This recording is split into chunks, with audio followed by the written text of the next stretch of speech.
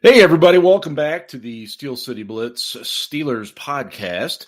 And we, of course, remain in the middle of the off season. It's really, truly the dead period of the dead period. Most of the time we refer to that as that summertime period between the mini camps and when training camp actually opens. You get that 5-week period or so where you just hope and pray guys don't do anything stupid. But this is really the other dead period between the Super Bowl and the NFL Combine, which will be coming up at the end of the month, and actually is going to be in prime time. If you would have told me 15 years ago that the NFL Combine would be in prime time, I would have laughed at you, ridiculed you, and just walked away. But here we are. That's the world we're in, and Dumb.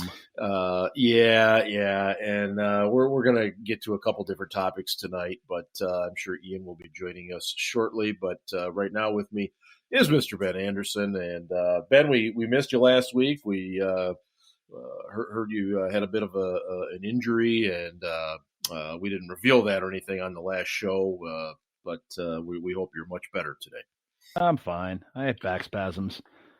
And they suck. They do. Yeah, And I took a Flexerol, and I forgot how tired those make me, and I fell asleep. So I missed the podcast. Sorry. Well, yeah, when you mix that with whiskey, that doesn't help either. So I didn't mix it with any whiskey this time. So no chasers. Yes, as somebody who also deals with the back spasms and back issues and stuff, I can totally relate. Oh, man, I haven't had them like that in years. I don't know what I did. It is crazy.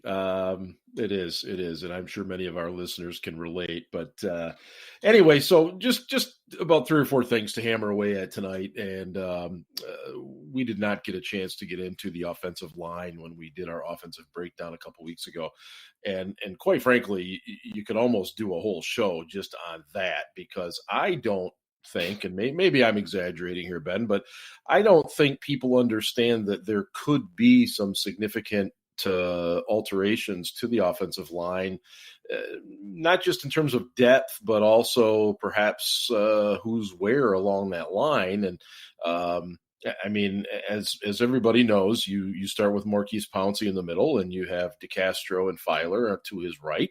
And then, of course, you have Ramon Foster and Alejandro Villanueva to his left. I guess, first of all, Ben, just your overall view on the offensive line from 2019 and what you're thinking is coming for 2020. My overall view of the offensive line play in 2019 is discombobulated. The play of Ramon Foster in particular was underwhelming. Marquise Pouncey had no business going to the Pro Bowl, frankly.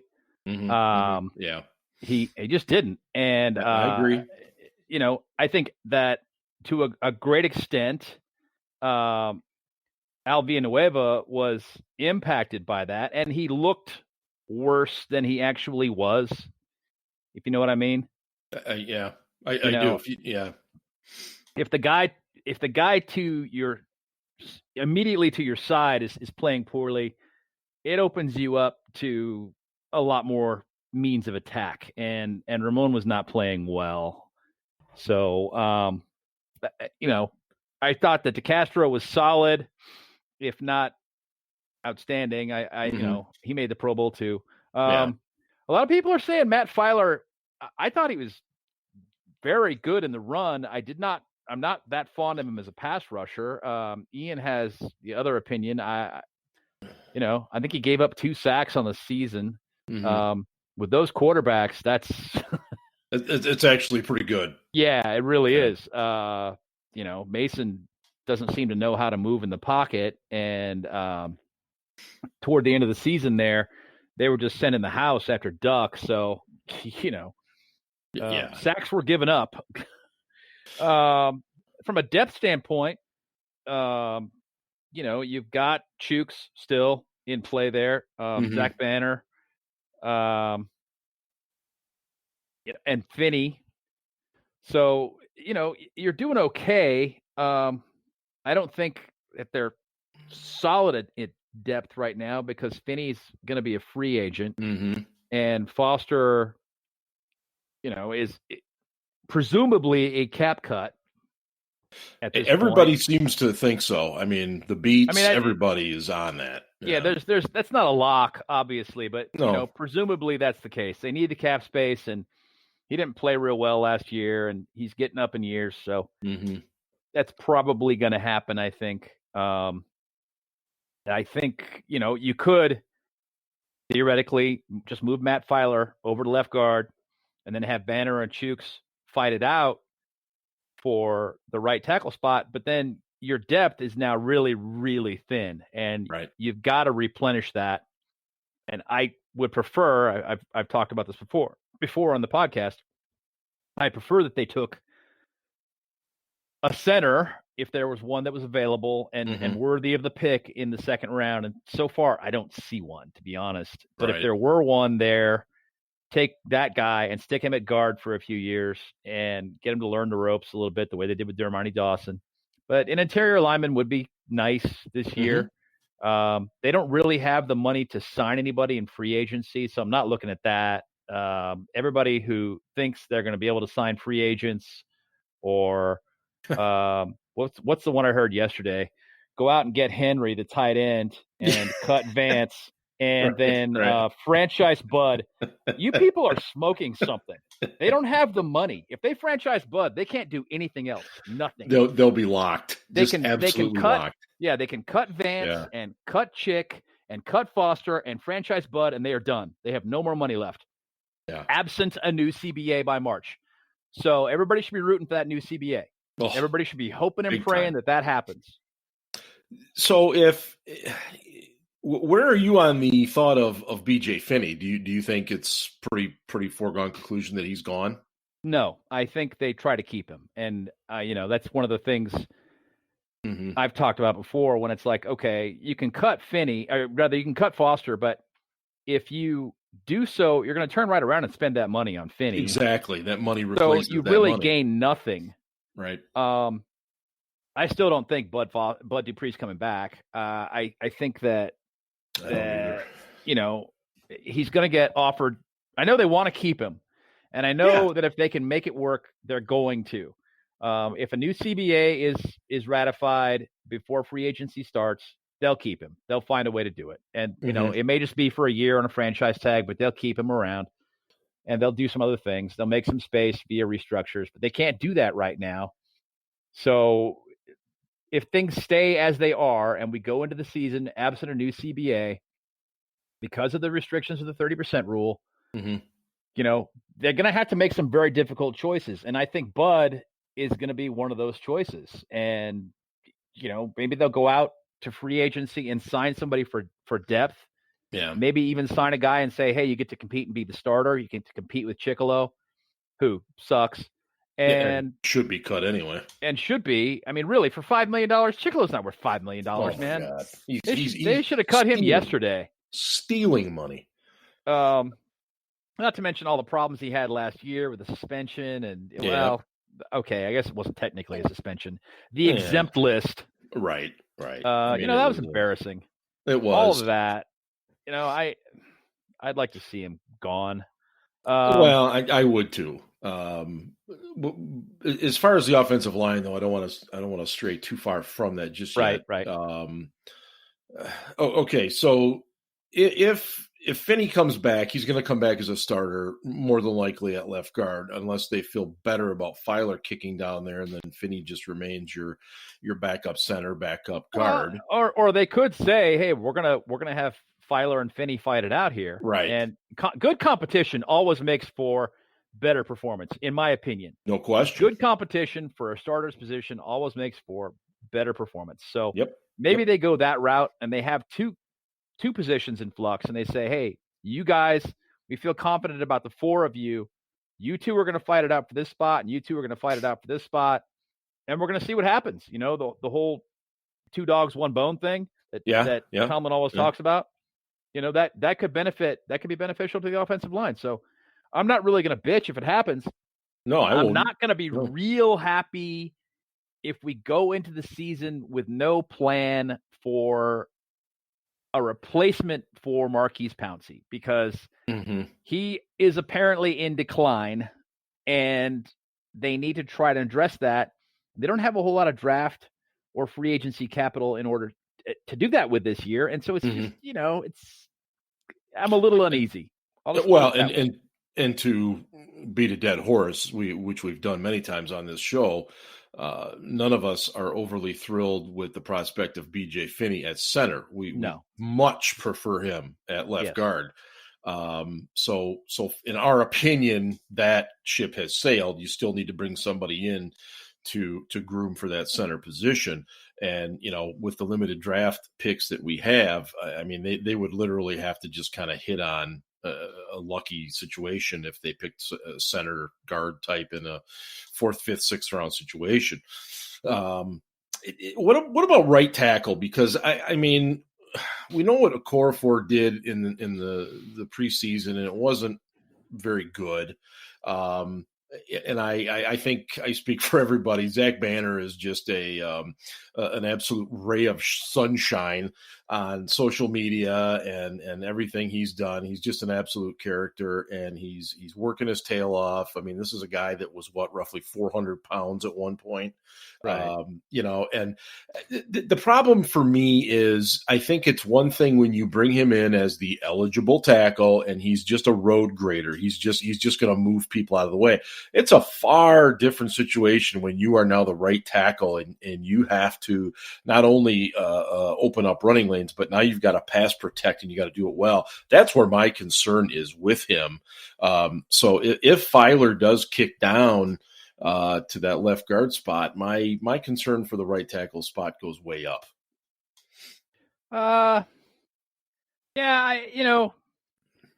Chooks looked okay in his lone start this year at right tackle, I thought. Was that this year or last year? It was this year. Last year, I want to say he started the Tampa game, didn't he? Last year, there was one game he started. Give me just a second here. Yeah, be that as it may. I mean, the kid's athletic. I don't have any problem with his athleticism. He started the Rams game this year. Okay. Because they wanted more size inside. That's right. To deal with Aaron Donald, right? That's right. And he did pretty okay. He really did. I thought he played a nice game. He acquitted himself well, but that was the only game he got a hat. Right. Got a hat and got a start. That's it. You're done. Unusual. Very unusual. Yeah, right? To say the least. Last year he started 3 games. Yeah. He started the first game to open the season. He started the game against Cleveland week 7. He started the game against Denver at Denver. That's one I'm thinking. Okay. Week 10, 11, one of those late in the season. I knew it was an orange team. Right. So, and he played that role that Banner beat him out for this year as the third tackle and jumbo set tight end. Mm-hmm. So, it's not like the guy can't play. He kind of underwhelmed this last year in the preseason. He played better in 2018. I thought so too. Yeah. So maybe he took a step back. I don't know, but I still have faith in the guy. He's done some good things. Yeah. I'm not super concerned about it. Let's just put it that way. Okay. It would be a red flag for me, but that doesn't mean I'm going to go there yet simply because I haven't seen these guys in training camp yet, because bodies will be made different. Guys will be taught differently and much more than they were last year. So I'm going to be optimistic, but I have concerns there. And I want to welcome in Ian to the show, joining us from his luxury suite somewhere in the suburban Pittsburgh area. Ian, how are you tonight? Pretty good, thanks. Thanks for having me on. Oh, well, it's what we're here for, Ian.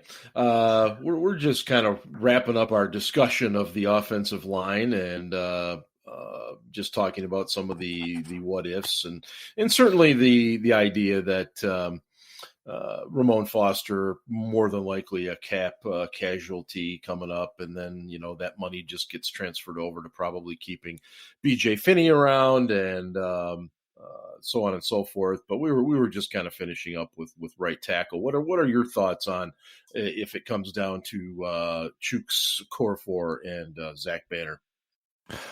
Oh, so are we moving Filer to guard then? If Filer moves down because they can't keep Filer, let's assume that, or excuse me, Finney. Too many Fs. Yeah. Okay. So, and that's really the question mark. Is the first question mark is what do you do at left guard? Is it Filer? Is it Finney? Do you draft someone? Do you pick someone up in free agency? They've had a pretty good track record of developing guys in house that have gone on to big contracts elsewhere. So I think that they have two in-house candidates that are perfectly capable of playing left guard, both Filer and Finney. So I think one of those two will. If it's Finney, then Filer stays at right tackle. If Filer moves into left guard, then I lean towards giving Okorafor a shot because you invested a third-round pick in him, but I think that's an open camp competition between him and Banner. Banner showed a little bit last year as being the sixth lineman, and Okorafor had the whole season in practice to beat him out for that spot. And the only game I remember him getting a helmet in was that Rams game when they actually started him at tackle because they moved they moved Filer inside. I did the F thing like you did. That was the only game he got a hat. Yep. Yeah. We actually just to wrap up. I mean, they had Okorafor had the opportunity to win that sixth tackle position, and Banner obviously beat him out the whole season because he kept getting a hat and kept playing well.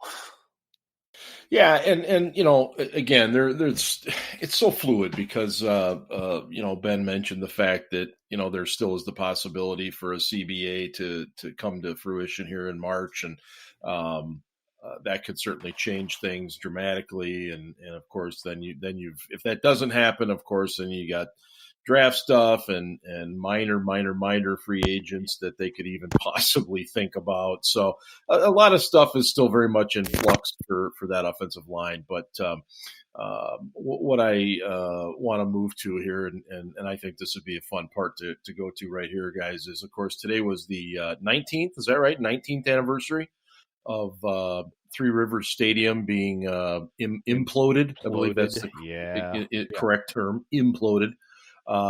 It's funny to read like social media and the people remembering where they were and what they were doing, and in terms of like going down and viewing it from somewhere. And both of you guys I know spent some time inside of Three Rivers. And Ben, what were some of your memories of being there?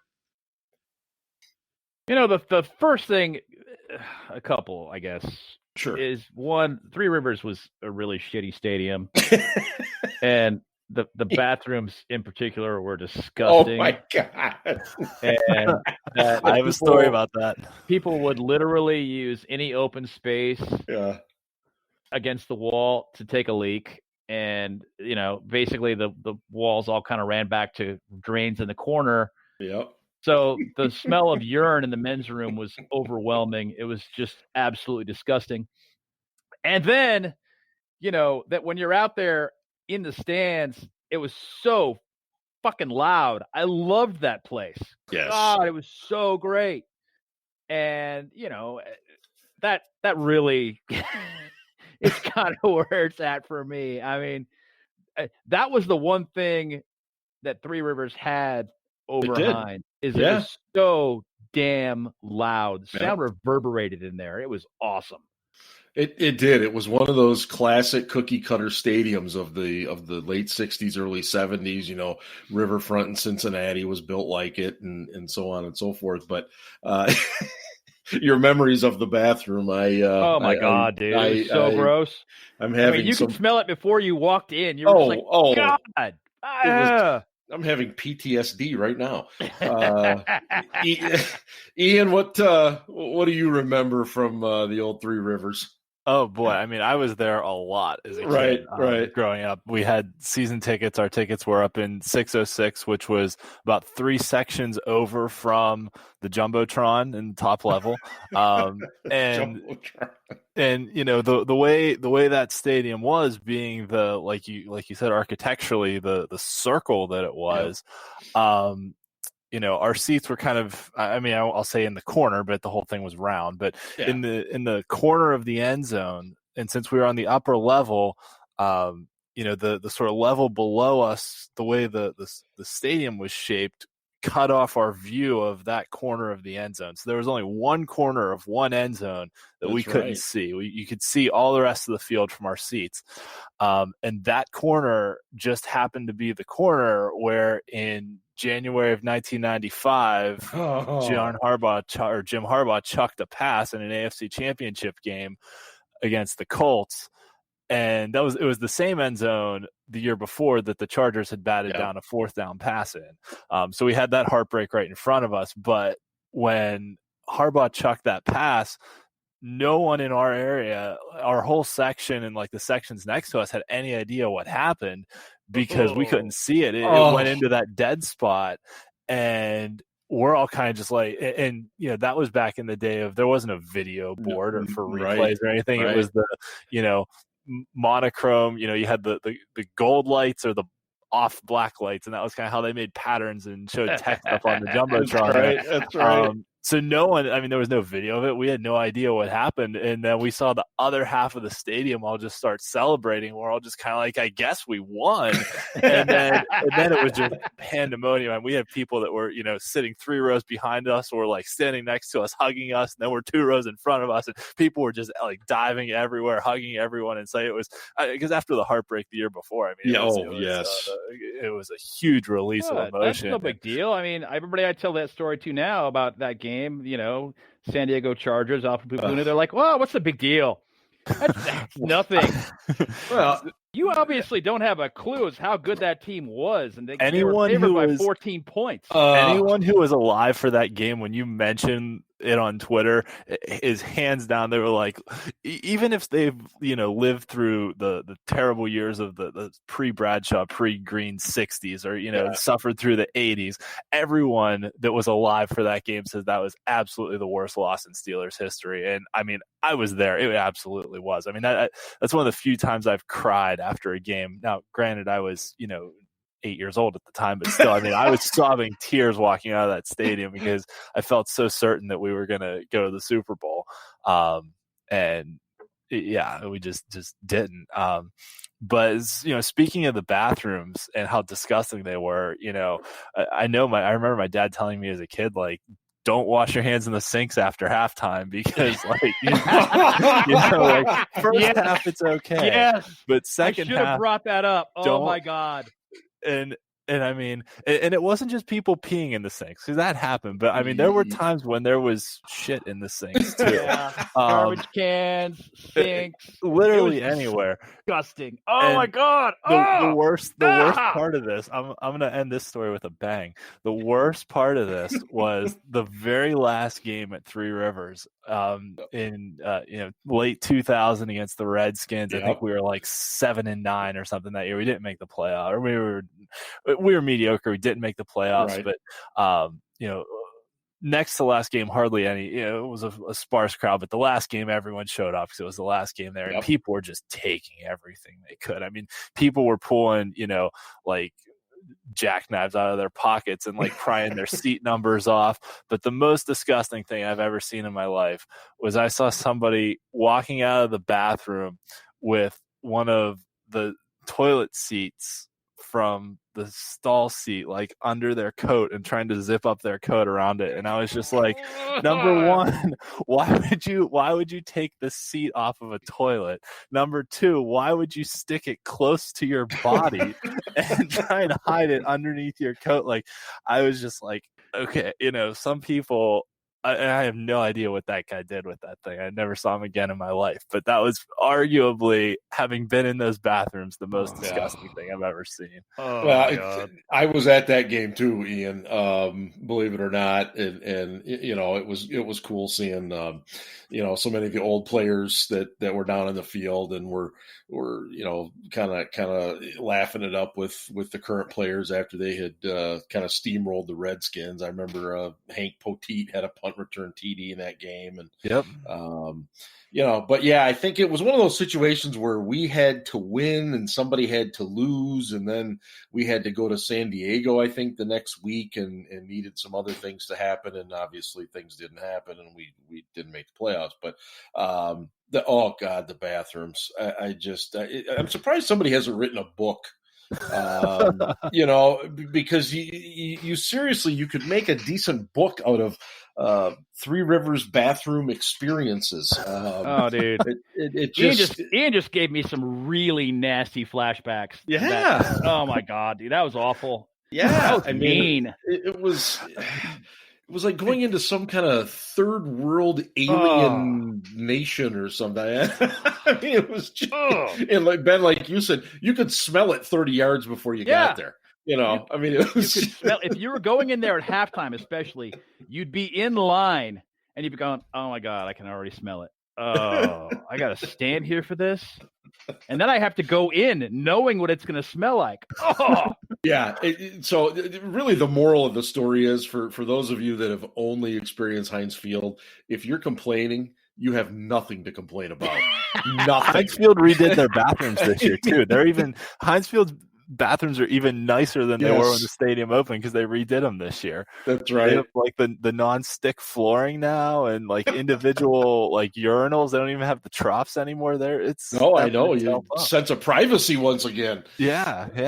So one other Three Rivers story that's very fond and dear to my heart. So I went to a lot of baseball games there as a kid too. Some guy my dad worked at the mill with won season tickets one year. I think it was like 91 that he won them.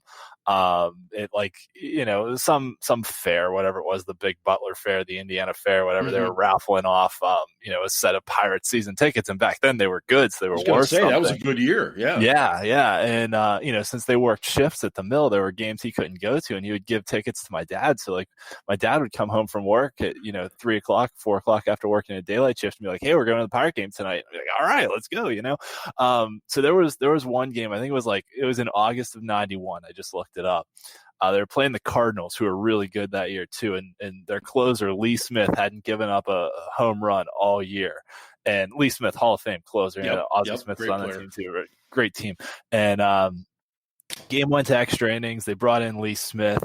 Barry Bonds fouls off like 10 or 11 pitches, finally working the count. And it's, well past my bedtime. I'm barely keeping my eyes awake.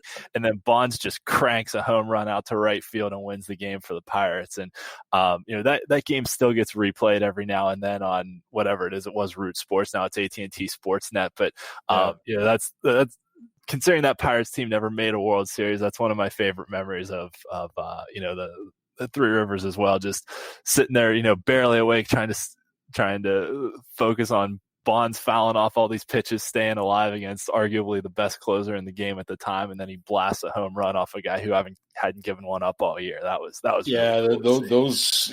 We'd be remiss if you didn't talk a little bit about the baseball history there, because again, that was like several other stadiums that were the multi-purpose football, baseball stadiums, and a lot of good baseball memories there as well. So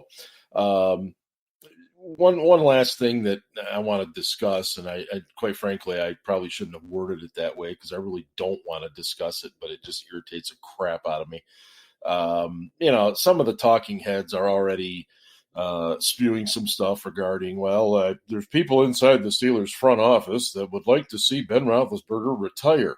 Now, I cannot confirm that. I have not been told anybody has ever said that. I hear it's minority owners starting these rumors. I hear all kinds of this crap. But as far as I'm concerned, I've not heard that. And this idea that it's suddenly going to free up tons of money is also a bit of a fallacy here too.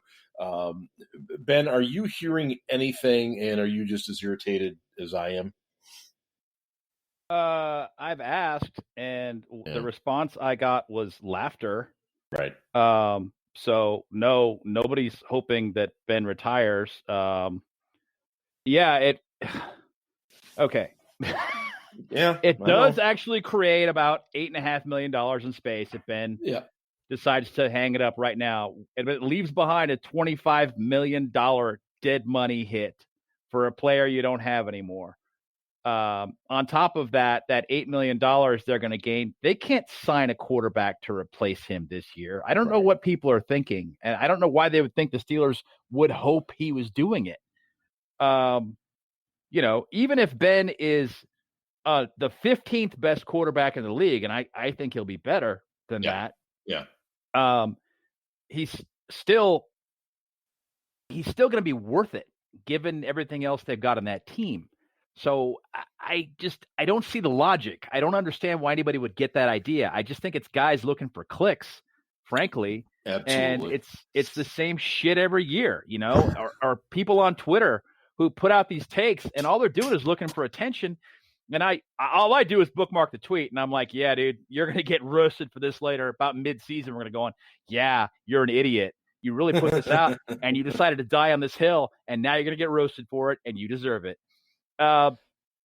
It's the same shit every year where people come out with dumb things because it's the slow part of the season. Yeah. And they need something to because they can't stand up on a chair in a virtual world and go, hey, look at me, look at me, look at me. So they do this instead. Yeah, they do. And they also know that it attracts attention from suckers like us who feel the need to have to talk about it. And we do because it irritates the crap out of us. Ian, what is your take on this? I saw some of your tweets yesterday. So go ahead. And this is really the same conversation that we had dealing with Vance McDonald, right? That if they cut Vance McDonald, they could save, $5.6 million against the salary cap. But what you can get from a tight end for $5.6 million on the open market, that's essentially what Jesse James got. He got $5.65 a year. To catch about 14 passes from the Lions, right? Yeah. So basically, you're getting a number 2 tight end for what you're paying the guy who should be your number 1. You're not going to get a Hunter Henry for $5.6 million a year. He's going to sign for 9 or 10 a year, which is what like Travis Kelce and Jimmy Graham are going for. Right. So you're the replacement level of Ben. They can gain $8.5 million against the salary cap, but what are you going to get for that, right? Mm-hmm. If you look at current quarterback contracts that are under $8.5 million, because as we've talked about on this show before, and if people haven't listened to past shows, go back and listen to the one where Ben explained about the 30% rule with the salary cap in the final year, because it's well worth listening to that segment. Mm-hmm. There's certain escalators that have to count and certain other things too that all count towards the cap number in the last year and how you can structure contracts. So really, what you'd be looking at for guys who are not currently on their rookie deal is like a Case Keenum, a Tyrod Taylor, a Chase Daniel, Brian Hoyer. Like none of those guys are going to be worth the money that you save from cutting Ben Roethlisberger. Mm-hmm. Ben Roethlisberger is better than all those guys. So it's, yes, you could save $8.5 million by cutting him, but the replacement cost, you're going to have to spend more than that to get someone that can play at least as good as, if not better than, what Ben can play at. Yeah, and again, that was well explained, and again, more people need to understand that because they I don't know if it's just they spend too much time on Madden making all these wonderful trades and free agent acquisitions, but that's just not how it works. And furthermore, let's allow the guy to get to his appointment on February 21st, and let's see what the doctors say. And at that point, if he's even given the clearance, he'll start throwing tennis balls. So we're really not even to the point where we can start even truly guessing where we're going to be. But he'll make that determination. It's going to be on Ben. He knows himself better than we do. So we'll just wait until that point. Now, one other Ben development today, of course, was the very heartfelt and sincere apology from Antonio Brown. It was a very touching photo of the two of them put on Brown's Instagram. Which is hilarious because Ben doesn't use social media at all. Exactly. So the fact that AB tried to apologize on social media means absolutely nothing. I don't want to say too much, but let's just say I did get a message from from those behind the scenes of Ben's Twitter account, and they were quite amused. I'll just leave it at that. But did you tell me you didn't want anybody to know that you knew the people behind Ben's Twitter account? Yeah, I guess I gave that up. On a public venue. That's great. Good job. I know people. People know me. Yeah, we know. I did not, however, I didn't use names. That's the important thing. I didn't. The thing that's funny about this, though, people, the listening audience I'm talking to now. Yes. There are members of Steel City Blitz that are blocked by Ben. Of course, I'm not one of them. But there are people that are blocked by Ben, which I think is hilarious. It's not me either, for the record. I'm not blocked by Ben. No, it's it is what it is. I'll just leave it there.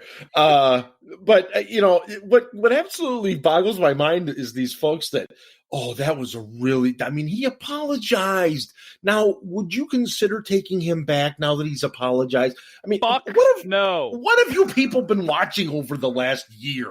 I mean, this guy he's walked out on his team. He's literally pissed on every former teammate he's had. And now all of a sudden, because he sends an Instagram apology, everything's fine again. Everything's good. Let's bring him back. The thing that people aren't taking into account is this is just another dramatic mood swing. Yeah. Give him a few days. He's going to go right back to being the mean, spiteful son of a bitch that he's been for a year and a half. I agree. I don't disagree. And I tweeted a week or so ago, whenever he had that interview on The Fan, that, what Antonio Brown's doing now kind of reminds me of like Bane applying for parole from Arkham Asylum. Like, if you watch The Dark Knight, which I love because part of it was filmed in Pittsburgh and they use a lot of Pittsburgh shots in it, there's that scene where all the bridges blow up at once. And I mean, that's kind of how AB left town, right? He blew up all his bridges that he had and kind of gave everyone the finger and left. And, you think about it now, he's like, I'm sorry I blew up all your bridges and drove a bomb around your city, but I can't wait to get back out there and be with the people of Gotham again. Like, it's kind of what it reminds me of. It does. And still, he's hanging on to this beef with Juju that never existed to begin with. Like, Juju's got some beef with him, some axe to grind with him, and he's just responding to it. Are you kidding me? That whole thing is just bananas. Yeah. This guy is still crazy. He's still got issues. On top of that, he's still got both civil and criminal issues he's got to deal with. Mm-hmm. And attorneys are running from him. Yeah. Attorneys don't want to work with him anymore. Right. And on top of that, if he ever gets clear of these things, he's staring down a multi-game suspension. What the hell is wrong with you people? And people that are tweeting, well, bring him back for a minimum contract. Who the fuck? What? You think that Antonio Brown is going to play for a minimum contract? What are you smoking? Sure. That'll pay the bills. What is wrong with you? What is wrong with you? That'll pay the bills. God. Yeah, he's not playing at all for minimum compensation, and oh god, I can't even get into it anymore. It's just, it is what it is. I guess I'm going to leave it at that because I think that was Ben's party shot for tonight. Pretty much. Ian, did you have any parting shots you'd like to get out? Hey, we had a Super Bowl that didn't have the Ravens or the Patriots in it. That was extremely satisfying. So, it's going to be an interesting off season, right? There's been some actually, we talked about the crap going around. There's actually been some good content out there on Twitter recently too, with, people making, the guys from Over the Cap do a really good job. And they've made some really interesting charts on, basically games that are, the games of potential free agents that teams are losing versus cap space, things like that, the Steelers don't have a lot of cap space, but there's not a lot of, I'll say man games lost potentially to free agency this year. Obviously Bud Dupree's the biggest name potentially on the market.